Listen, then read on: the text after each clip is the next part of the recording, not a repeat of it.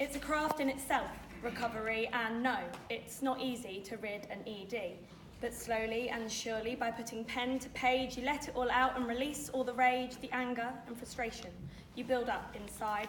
The upset and trauma, now there's nowhere to hide it. It's out there, in the open, the clear. It's a part of your voice you say for all to hear. It's a part of your writing out there for all to be heard. Out there for you to listen to. Out there your every word, every thought and every feeling about having an ED. Anxiety, depression, or whatever it may be. Whatever demon eats you up and feasts on your insides, just voice it. Put your pen to page. Your ink won't cover lies. The lies a demon tells you when you lie awake at night. The lies of mental illness set to make life such a frightful experience for living. The lies that make it worse. Just trust me, get it all out, you'll feel those feelings in reverse, and that's what every Monday is, sat round the table for me. For every creative writing, I'm one step further from ED.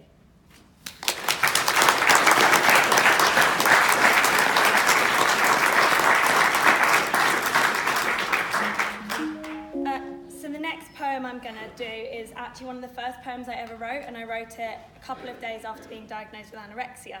And I'd just been to a meeting with the dietitian and the counsellor, and they basically told me I needed to go out and have some cake with my mum. So this is called Therapy Cake.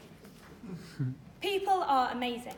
People motivate me, showing me ways to go from A to B, from B to C, when D to E goes wrong.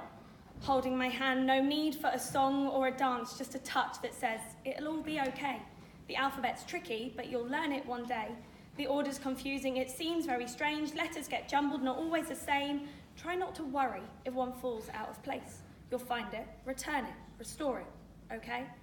The alphabet's tricky, so's the order of life. 26 letters won't always fit right, and sometimes your journey from A to B will go around C and pass by E before returning to D. Life's not straightforward, neither's the journey we take. A scramble of letters like an alphabet cake, and I know Ed would hate this. I know he'd be ashamed, but away from our friendship it's something I take, and therapy cake. It tastes twice as sweet. When the therapist tells you you deserve the treat, when they make you feel great, they say that they're proud, they see an improvement, friend Ed not quite as loud. They say they see change, and I'm doing really well. Just keep on going, claw my way out of Ed hell. They see determination. I say, I feel strong. They tell me be patient, but it won't be too long. I'm trying really hard, and now they can see there's no way on earth I'll be beaten by ED, and I'll eat the cake, and I'll savour every bit. Therapy cakes, rewarding sugar hit.